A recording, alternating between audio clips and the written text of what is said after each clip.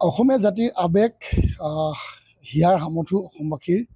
প্ৰাণ স্পন্দন স্বৰূপ জুবিন গাৰ্গ ডাঙৰীয়া যি ৰহস্যজনক মৃত্যু, সেই মৃত্যুৰ লগত জড়িত ৰাইজৰ আদালতত ইতিমধ্যেই অভিযুক্ত বুলি চিহ্নিত হোৱা মূল কালপ্ৰিট শ্যামকানু মহন্ত আৰু হৃদায়ত শৰ্মাক আজি অসম আৰক্ষীয়ে জুবিন গাৰ্গ ডাঙৰীয়াৰ আজি 13 দিনৰ যি যোৰহাটত আদ্যশ্ৰাদ্ধ আয়োজন কৰা হৈছে, সেইদিনাই গ্ৰেপ্তাৰ কৰি এটা প্ৰশংসনীয় পদক্ষেপ আচলতে গ্ৰহণ কৰিছে। আৰু অসমবাসী ৰাইজে বহুদিনৰ পৰাই এই বিষয়টোক লৈ সৰব হৈ আছিল আৰু সকলোৱে কৈ আহিছিল যে অনতিপলমে এই কালপিত দুজনক গ্ৰেপ্তাৰ কৰিব লাগে আৰু কঠোৰ শাস্তি বিহিব লাগে।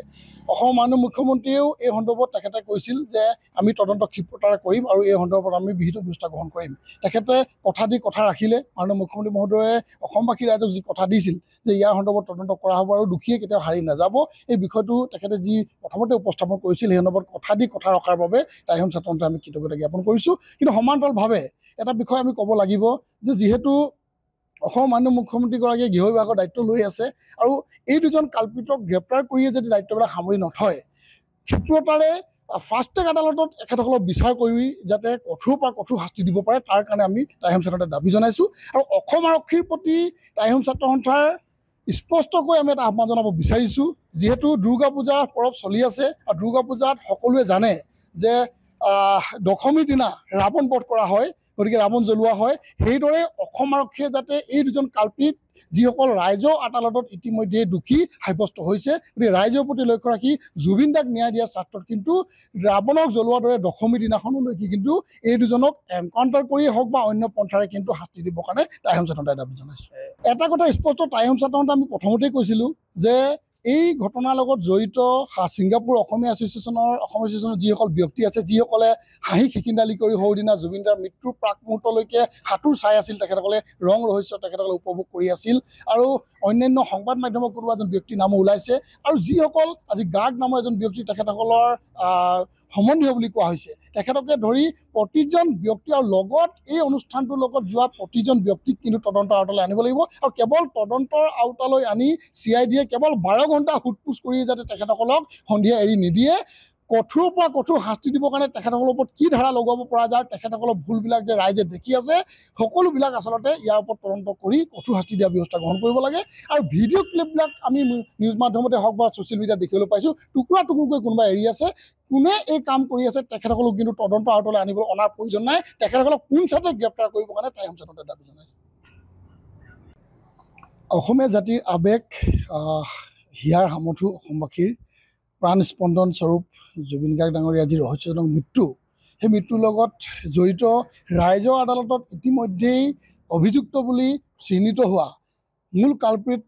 শ্যামকানু মহন্ত আৰু হৃদায়ত শৰ্মাক আজি অসম আৰক্ষীয়ে জুবিন গাৰ্গ ডাঙৰীয়াৰ আজি 13 দিনৰ যি যোৰহাটত আদ্যশ্ৰাদ্ধ আয়োজন কৰা হৈছে, সেইদিনাই গ্ৰেপ্তাৰ কৰি এটা প্ৰশংসনীয় পদক্ষেপ আচলতে গ্ৰহণ কৰিছে। আৰু অসমবাসী ৰাইজে বহুদিনৰ পৰাই এই বিষয়টোক লৈ সৰব হৈ আছিল আৰু সকলোৱে কৈ আহিছিল যে অনতিপলমে এই কালপিত দুজনক গ্ৰেপ্তাৰ কৰিব লাগে আৰু কঠোৰ শাস্তি বিহিব লাগে।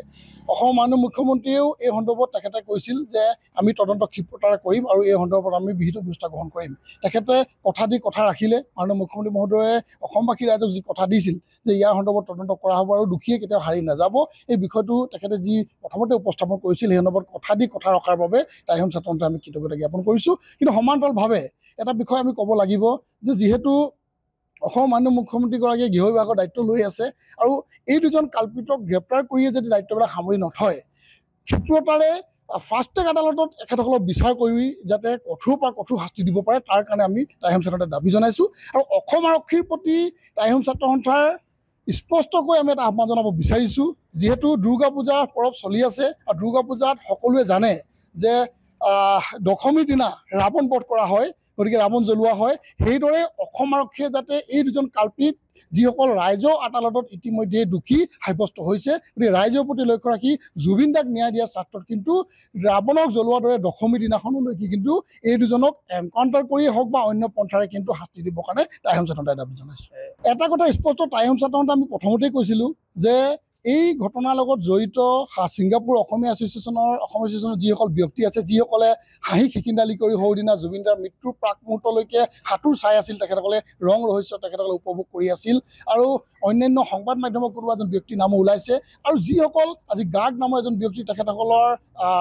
সম্বন্ধীয় বুলি কোৱা হৈছে তেখেতকে ধৰি প্ৰতিজন ব্যক্তি আৰু লগত এই অনুষ্ঠানটোৰ লগত যোৱা প্ৰতিজন ব্যক্তিক কিন্তু তদন্তৰ আওতালৈ আনিব লাগিব আৰু কেৱল তদন্তৰ আওতালৈ আনি CID কেৱল 12 ঘণ্টা সোধপোছ কৰি যাতে তেখেতসকলক সন্ধিয়া এৰি নিদিয়ে